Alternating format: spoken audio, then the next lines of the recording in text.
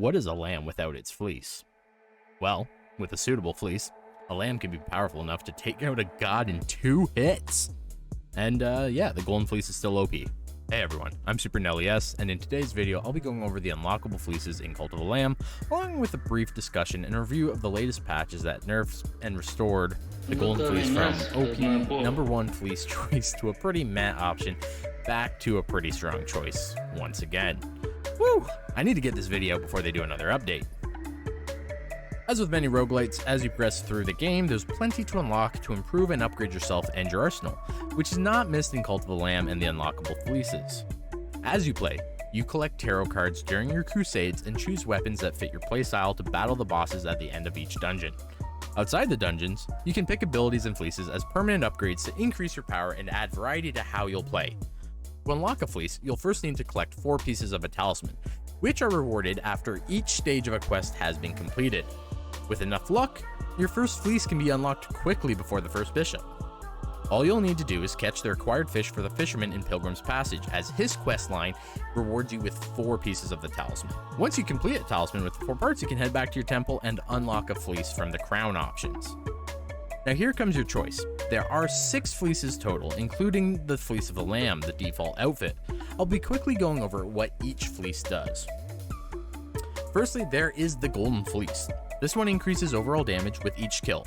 That's weapon or curse kills count, environmental kills do not, at the expense of doubling the damage you receive and resetting the counter should you take a hit. So instead of a half heart of damage, you'll take a whole heart of damage. However, this is negligible if you can kill everything before it hits you with your curses or weapons. For the most recent patches, the damage cap was unlimited, making it the obvious choice for fleece usage. With patch 1.0.12, it is capped at a 200% increase, meaning you can only ever have 3 times the damage output. It's still good, but not the one-shot legend it once was. Even more recently, it was uncapped in patch 1.0.13. However, Massive Monster lowered the damage increase. Initially, it was a 10% increase per kill, now only a 5% increase per kill, meaning we can once again get extremely high damage percentages. It'll just take twice as long. The next fleece is the Fleece of the Glass Cannon. Despite the name, it doesn't truly turn you into a glass cannon build. That's the Golden Fleece. However, it does double the damage of your curses, doubles your fervor, or technically cuts your fervor costs in half, effectively doubling your fervor reserves, at the expense of cutting your health and weapon damage in half. Now it's not the worst, but it's not the best either, as the increased damage is pretty static. Curses are powerful, so doubling them is excellent. But you can increase curse damage with the Golden Fleece, so what this does, the Golden Fleece does better with way less of a downside. The third fleece is the Fleece of the Diseased Heart. This one grants you a diseased heart every time you draw a tarot card. In theory, this is okay. Diseased hearts are extra health, that also gives you room-wide damage. Think like the black hearts in the Binding of Isaac. That being said, this fleece has a massive downside. If you die, you lose 100% of the items you collected during the dungeon run. Another downside is that your disease hearts do not stack. You can only ever have 1 added to your health pool in this method. So picking up more tarot cards doesn't mean more hearts if you already have 1 diseased heart. Since you can't guarantee lots of tarot cards in a standard dungeon, and even if you did an endless dungeon, you'd likely be better off with a different fleece, like the Golden Fleece. Next up is the Fleece of the Fates. This grants you 4 tarot cards at the start of the run, but then you cannot draw any more for the rest of the dungeon. Again, not horrible, you can get some good synergy from the cards selected. However, I think a missed potential is that you don't get 4 more cards at the start of the next cycle of an endless crusade. If they patch this, I think there's a good chance this would move up in my tier list of the fleeces, but it offers no damage bonus and limits you to 4 tarot cards for any run, normal or endless. I mean, it's a right, meh fleece. The last fleece to discuss is the Fleece of Fragile Fortitude, which replaces your health bar with 1.5 times that in blue hearts. Now you cannot replenish blue hearts normally, but if you get the Lovers 1 or 2, which will grant you more blue hearts, or Gifts from Below, which gives you a 10% chance of gaining a blue heart after slaying an enemy, this fleece is an excellent defensive boost. However, it should be noted because it multiplies your health by 1.5, on harder difficulties it has less of an effect. On easy, you'd have 7.5 blue hearts, meanwhile on hardest, you'll only have a measly 3 blue hearts, which by default cannot be restored. Again, if you need to pick your first fleece to unlock, pick the Golden Fleece. Now, everyone playing the game had concluded that the Golden Fleece was stupid and powerful. Although it previously had no damage cap, I've gotten it well past 1,000% increases. Actually 1,130% while fighting against Calamar, where I could kill them in 2 hits. And personally, Calamar is the hardest boss in the game as they have a difficult attack pattern to learn and a broad attack set compared to the other bosses. So to be able to remove this boss quite easily and earn the achievement of beating them with taking no damage is a testament to how good the Golden Fleece was pre-patch. Now the trade-off with the Golden Fleece was that it's pretty easy to lose your power by simply taking a bad hit. But get good scrub and you'll be able to potentially get it to percentage increases that let you one-hit any boss. That was the case until patch 1.0.12, Massive Monster patched the game and clamped Golden Fleece's damage to 200%.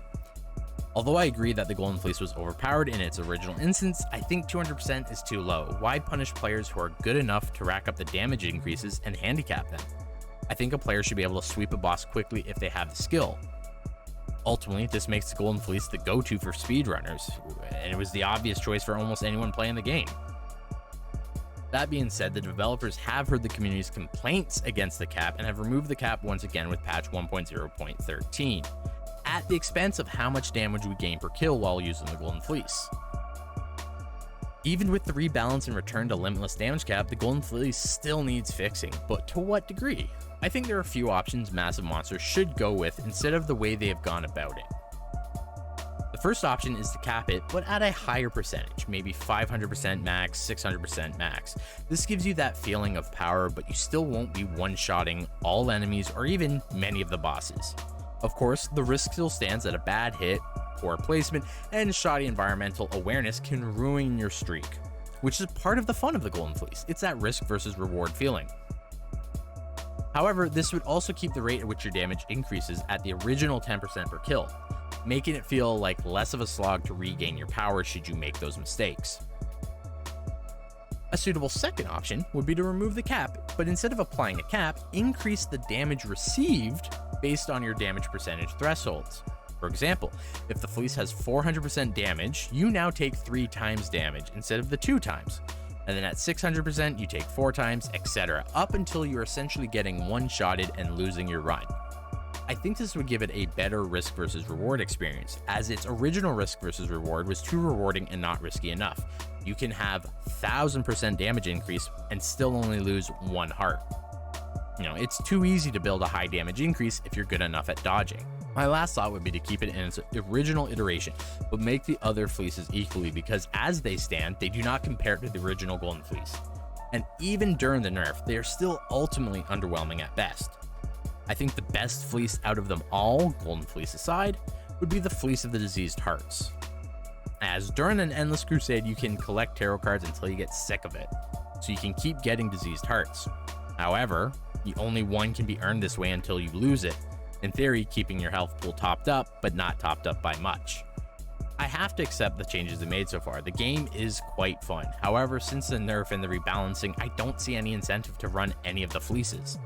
I would love the creators to give all the fleeces equal love, so there isn't some global consensus on the best fleece, and all these fleeces are being used equally. That would be the ultimate choice. Instead of nerfing or trying to balance the Golden Fleece, we should really be looking at these other fleeces and wonder, why aren't we using them? I think I've laid out a very clear understanding of how they're used and why I would choose the Golden Fleece over any other one. Let me know your thoughts below. And thanks for watching. Please like and subscribe if you've enjoyed the video. It helps me out immensely. I'm Super Nelly S, and I'll see you next video.